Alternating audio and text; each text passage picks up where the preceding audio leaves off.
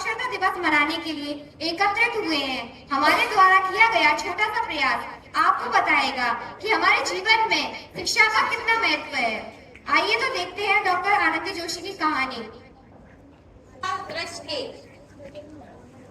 आप कितने चिंतित क्यों हैं? क्या हुआ? मैं परेशान कैसे ना हूँ पार्वती, आखिरकार मैं एक बेटी का बाप जो ठहरा। पार्वती, समय आ गया है अपनी बेटी के हाथ पीले करने का। पर हमारी बेटी तो मात्र 9 साल की है, ये तो उसकी पढ़ने और लिखने की उम्र है। देखो पार्वती, बेटियां जो होती हैं पराया धन होती हैं। बेटियों को घर से जितना जल्दी विदा कर दिया जाए उतना ही अच्छा रहता है।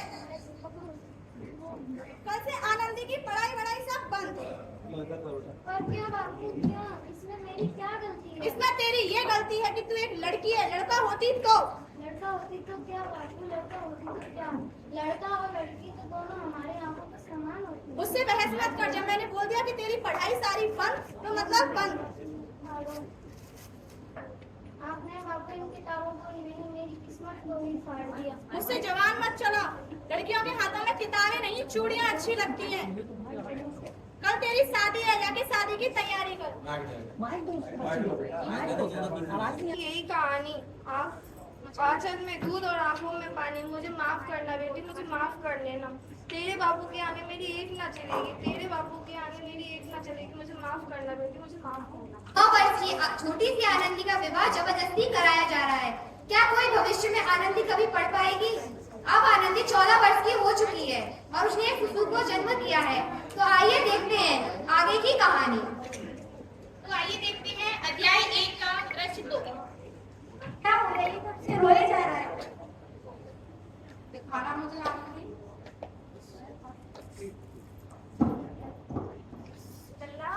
अरे इसका माथा तो अंगार की तरह बहुत तेज लग रहा है। इसे तो बहुत तेज बुखार है आनंदी।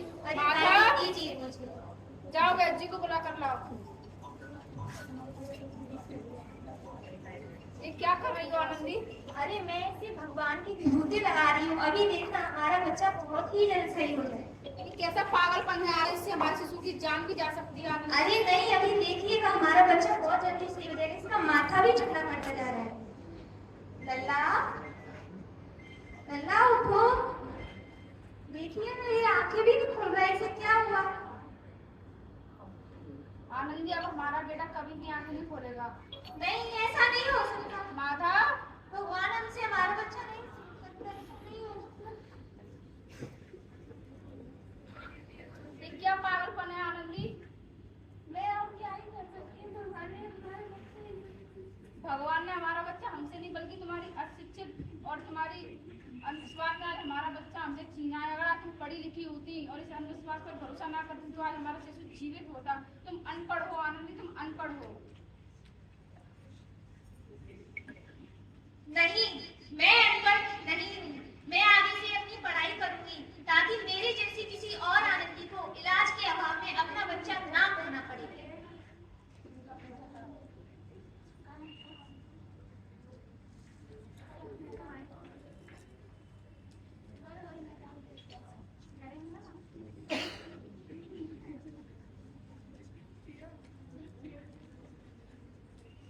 हमारी आनंदी और तुम्हें आगे की शिक्षा प्राप्त करने का अमेरिका जाने का मौका मिला है। अरे वाह, मैं अमेरिका जाऊंगी। लेकिन ये सब काम मैं अकेले कैसे करूंगी? अकेले? ये कैसी बात कर रही हो आनंदी? तुम अकेले कहाँ हो? तुम्हारा साहस और तुम्हारी हिम्मत तुम्हारे साथ है। फिर तुम्हारे इधर पढ़ाई लिखाई करने का क्या फायदा? तुम अभी भी गवार नहीं हूँ मैं गवार। मैं आगे की पढ़ाई करने के लिए अमेरिका जरूर जाऊंगी। तो आपने देखा आनंदी अपनी उच्च शिक्षा के लिए अमेरिका जा रही है। 17 अप्रैल 1883 को अमेरिका से डॉक्टर आनंदी डॉक्टर की उपाधि लेकर भारत लौटती है और एक तरफ उसके बाबूजी की तबीयत इतनी ज्यादा खराब है। तो आइए देखते हैं इस कहानी में आगे क्या होता है। तो आइए देखते हैं अध्याय 1 का दृश्य 3। मत करो श्यामलाल, हमारे शहर के सिटी हॉस्पिटल में एक युवा डॉक्टर अमेरिका से आई हैं। चलो उसके पास चलते हैं, तुम्हें कुछ नहीं होने देंगे। चलो चलो, कम से कम दिल की तसल्ली तो होगी। चलो।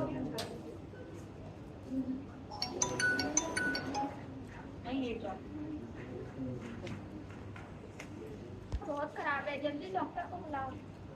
डॉक्टर,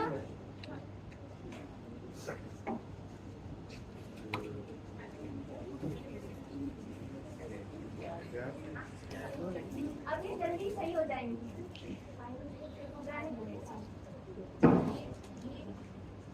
उन्होंने मेरी जान बचाई। डॉक्टर साहब नहीं, डॉक्टर मैडम बोलो, मैडम।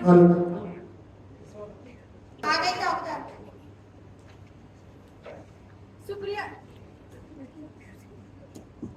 शुक्रिया डॉक्टर साहब, आपके इस एहसान के बदले मैं आपको क्या दे सकता हूँ? वचन वचन कि कभी ये नहीं कहूंगी कि लड़कियां कुछ नहीं कर सकती। ये कैसा वचन है? अरे बाबू, तुमने पहचाना नहीं? ये तुम्हारी बेटी आनंदी है, तुम्हारी बेटी आनंदी। मेरी बेटी आनंदी? हाँ बापू, वही आनंदी जिसके लिए तुमने बचपन में चूल्हा और दूल्हा के अलावा कुछ नहीं सोचा। मुझे माफ कर दो मेरी बेटी, मुझसे बहुत बड़ी गलती हो गई, मुझे माफ कर दो। अरे नहीं नहीं बापू, वही आनंदी जिसके हाथ पीले करके तुम उसका सारा जीवन काला कर देना चाहती थी। मुझे माफ कर दो मेरी बेटी, मुझे माफ कर दो। अरे नहीं बाबू, आप ही तो कहा करते थे कि लड़कों के हाथ में किताबें अच्छी लगती हैं, लड़कियों के हाथ में तो सिर्फ मेहंदी अच्छी लगती है, मेहंदी। माफ करो आनंदी, माफ कर दो। ये तुम्हारे बापू हैं, इन्होंने तुम्हें पाल पोस के बड़ा किया है, इन्होंने ही तो तुम्हें पाला है, इन्होंने तुम्हें बड़ा किया है। यदि सुबह का भूला शाम को वापस आ जाए तो उसे भूला नहीं कहते। माफ कर दो अपने बापू को, माफ कर दो।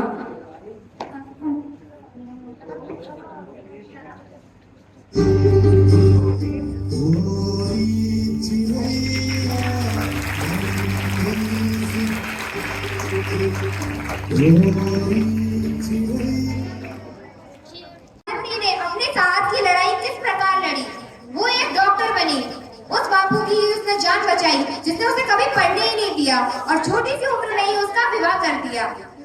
तो ऐसी ही कहानी एक और हम यहाँ प्रस्तुत करने जा रहे हैं, किसान श्यामलाल की, जो अपने बच्चों को पढ़ाना तो चाहता है पर गरीबी के कारण और कुछ असुविधाओं के कारण पढ़ा नहीं पाता है। तो आइए देखते हैं कि सरकार हमारे लिए इतना कुछ कर रही है, तो उस कहानी को हम देखते हैं।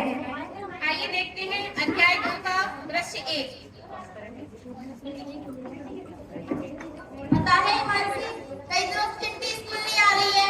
हाँ वो तो उसको तो स्कूल आए कितने दिन हो गए हैं। हाँ और मैं भी बोल रही थी ना, हाँ वो दौड़ में भी सेकंड आई थी। चलो उसके घर चल के देखते हैं क्यों नहीं आ रही है। अरे मैम नमस्ते। नमस्ते बच्चों, आप लोग यहाँ क्या कर रहे हो? अरे मैम आप बोल रही थी ना कि चिंटी कई दिनों से स्कूल नहीं आ रही है। हाँ तो चलो उसके घर चलते हैं। चलो। चिंटी की मम्मी देख लो गेट पे कौन आया हुआ है।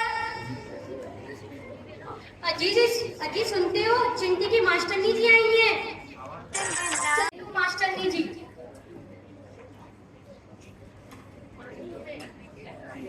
मैडम बढ़िया है तुम? हाँ बढ़िया है हम। बताओ कैसे आओ भयो? आप इतने दिनों से चिंटी को स्कूल क्यों नहीं भेज रहे? मैडम क्या बताए, गरीब आई तो ये कह रही है खेती पे तो रह ना पाती, 2 महीना बाद बॉडी की शादी है और जाती तो महंगाई से गई है पढ़ाई लिखाई की, कैसे करूँ मैं? अरे तो उसकी भी चिंता छोड़ दीजिए आप, क्योंकि देखिए जो हमारे विद्यालय है सरकारी, उनमें सभी में मुफ्त शिक्षा दी जाती है, जिसमें बच्चे आराम से पढ़ सकते हैं। जो परिवार अपने बच्चों का पढ़ाई का खर्चा नहीं उठा सकते, वो सरकारी विद्यालय में जाके पढ़ सकते हैं और वहाँ पर निःशुल्क शिक्षा दी जाती है बच्चों को। अच्छा, और मैडम सुनिए, सरकार तुम कहे भाई रात होता कचू ना सुविधा मिलती नहीं ऐसा बात नहीं है। तो तुम सब सुविधा मिलती है? हाँ। और मैडम वो क्या है ना, गांव में आसपास तो स्कूल ना है, स्कूल दूर है और फिर साइकिल के लिए मेरे पास पैसा लाना, तो मोदी जी का कैसा भेजा करूँ? इसके लिए सरकार ने किया है, जब बच्ची 9वीं कक्षा में आ जाती है तो उसे विद्यालय की ओर से, विद्यालय व सरकार की ओर से साइकिल दी जाती है, जिससे वो अपने विद्यालय आराम से सुगमता पूर्वक आ सके। तो तुम पैसा करते जाते हैं? साइकिल तो बढ़िया मिली है मैडम। और मैडम तो क्या है ना, किताब कॉपी तो बहुत खर्चा है। अरे तो वो भी क्योंकि सरकार ने निःशुल्क पाठ्य पुस्तक वितरण की एक घोषणा की थी, जो कि कई साल पहले हुई थी। उसमें बच्चियों को निःशुल्क पाठ्य पुस्तक दी जाती है, जिससे बच्चे आराम से पढ़ सकते हैं। और इतना ही नहीं, वाचनालय की भी सुविधा है, जिसमें कि बच्चों को मुफ्त महंगी किताबें होती है वो मुफ्त में दी जाती है वो माँ को वाचनालय में बैठकर पढ़ भी सकते हैं और अपने घर के लिए जाकर पढ़ सकते हैं। दिखाइयो लल्लू साहब तो बढ़िया निकली है मैडम। मैडम और स्कॉलरशिप को बच्चों को होता है का? हाँ वो भी है, जिसमें बच्चे को छात्रवृत्ति दी जाती है और वो आराम से पढ़ भी सकती है उन पैसों से, क्योंकि उसका जो पढ़ाई का खर्चा होता है वो उसमें भी आ सकता है। हाँ पापा, मुझे छात्रवृत्ति मिली थी। देखा आपने, इन सभी को कुछ ना कुछ योजना का लाभ मिला है। जैसे कि हमारे जो एक कक्षा 1 से कक्षा 8 तक के जो विद्यार्थी होते हैं उन्हें बाल गोपाल यदि पढ़ना चाहे बाल दुग्ध योजना का लाभ मिलता है, जिसमें बच्चे दूध पी सकते हैं 1 से 8 तक, जिससे खुश रहे। तुम्हें दूध पिया है ना, तुम्हें मिलता है ना तुम्हें दूध? हाँ मिलता है। तुम्हें MDM का खाना भी मिलता है ना? हाँ बहुत टेस्टी होता है। खाना मिलता है ना? हाँ, बच्चों को खाना भी मिलता है जिससे वो आराम से खा सके और हंस खुश रहे। हाँ, और भी जैसे कि एक इंदिरा प्रदर्शन योजना है जिसमें अगर बच्चे की अच्छी प्रतिशत बनती है, जैसे कि 90 से ऊपर, तो उसे सरकार की ओर से 1 लाख रुपए दिए जाते हैं जिससे वह आराम से पढ़ सके। जैसे कि हमारी एक विद्यार्थी जिससे मिली है, हाँ काका मुझे 1 लाख रुपए मिली है। ये मेरिट में आई है, इसकी 95% बनी है। 1 लाख मिली है? हाँ काका तो दे रही है सरकार ना। हाँ, और हमारे विद्यालय की भी ऐसी कई छात्राएं हैं जिन्हें इस योजना का लाभ मिल रहा है। और एक गार्गी पुरस्कार भी अगर आप चाहें तो, क्योंकि आपके बच्चे होशियार भी पढ़ने में, चिंटी बहुत होशियार है पढ़ने में। हाँ काका मुझे भी गार्गी पुरस्कार मिला है। हाँ, उसकी बहुत अच्छी प्रतिशत बनी थी। गार्गी पुरस्कार मिलता है 75% पे, अगर 75% या उससे ऊपर बनती है तो गार्गी पुरस्कार मिलता है, जिससे कि बच्चियां आराम से पढ़ सकती हैं। आप में से सभी किस लड़कियों को गार्गी पुरस्कार मिला था? हाँ मुझे मिला था गार्गी पुरस्कार। हाँ, ऐसी कई सारी सुविधाएं हैं जो कि बच्चियों को दी जाती है।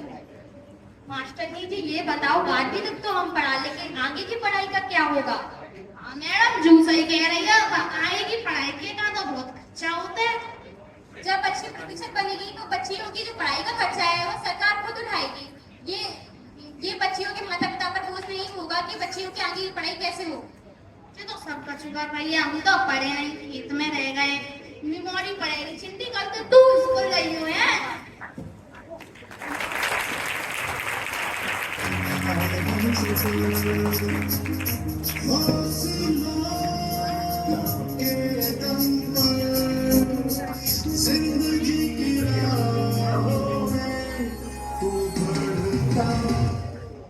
तो आपने देखा, ये कहानी थी गरीब किसान श्यामलाल की, जो अपने हम सब पढ़ने जाएंगे। धन्यवाद।